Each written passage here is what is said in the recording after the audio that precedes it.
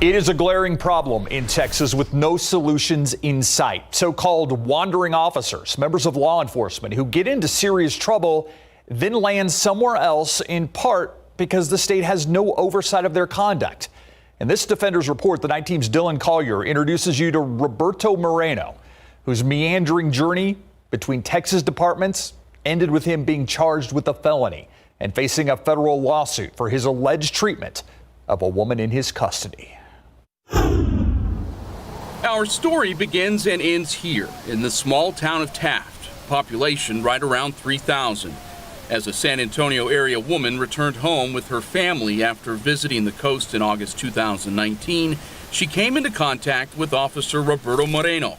A traffic stop turned into an arrest for suspicion of drug possession. After Moreno handcuffed the woman and unsuccessfully attempted to shut off his body-worn camera, according to this federal civil rights lawsuit, she remarked that she would go for a full body cavity search as long as Moreno did it. Even if she asked him to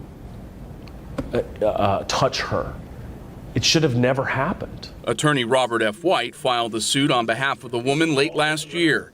He detailed the brief flirtation and what allegedly happened to her next. He reached in and groped her and then tried to kiss her, and she turned away when he tried to kiss her, and she says something about, that was wrong, I shouldn't have done that, and she starts to get uncomfortable. A week after the woman's arrest, the Texas Rangers were made aware of her allegation against Moreno.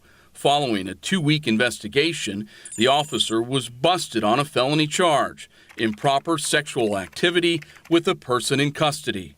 What's emerged during the nearly 2 years since Moreno's booking is the portrait of an officer allowed to skate on rule-breaking time and time and time again. We trust our PD to thoroughly vet police officers, and they just don't do it.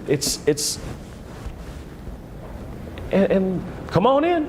In an effort to better understand Moreno's choppy career in law enforcement, the Defenders last month traveled to the Coastal Bend. A one-time cadet of the Corpus Christi Police Department, Moreno acknowledged that he had been kicked out of the academy in early 2014, 3 days before graduation.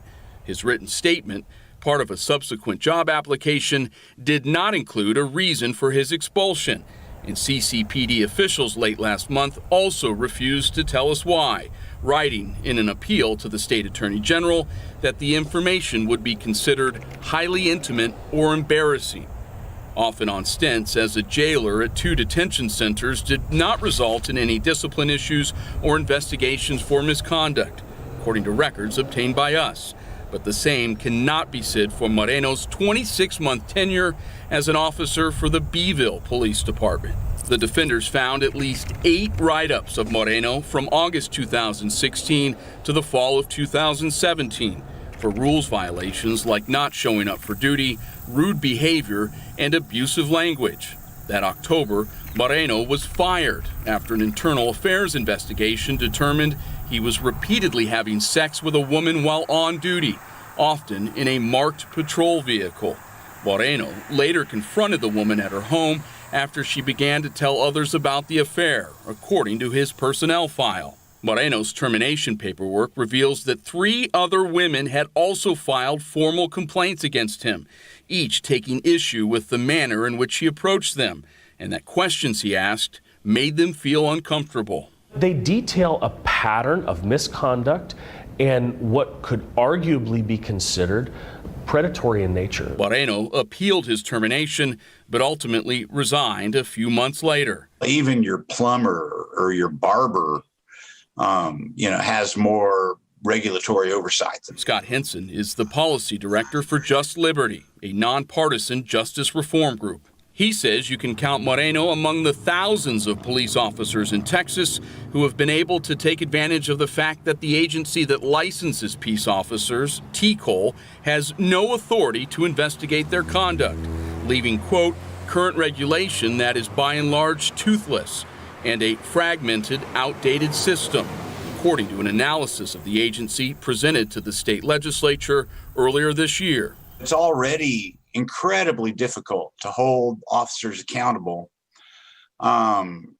at the local level, the state's doing virtually nothing. But Moreno's misconduct issues in Beeville did not mark the end of his law enforcement career. Far from it.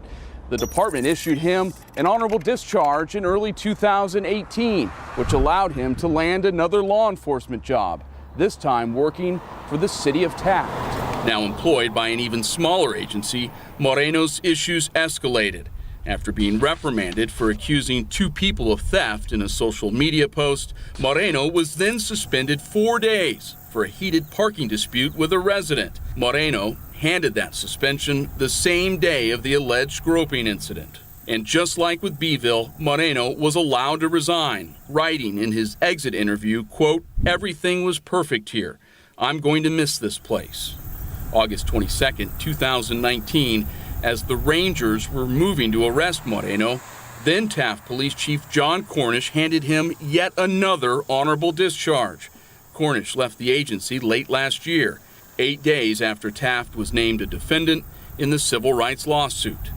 After current Taft police officials referred our questions about Moreno to Cornish, we were able to speak to him briefly at his home outside Corpus. John? Cornish? Hi, Dylan Collier with KSAT 12.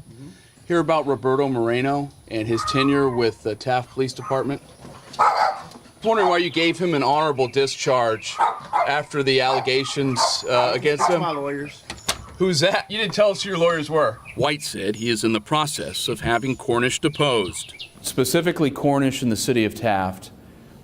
Where did they fail in this situation? I think they failed the moment they signed him on as an officer. You know, he should have never been a police officer anywhere. For the Defenders, Dylan Collier, KSAT 12 News. Roberto Moreno's family asked us to leave their property when we stopped by for comment last month. He is scheduled to appear in court in San Patricio County for a plea hearing in his criminal case on July 20th. A timeline of Moreno's long list of run-ins while on the job can be found right now on ksat.com.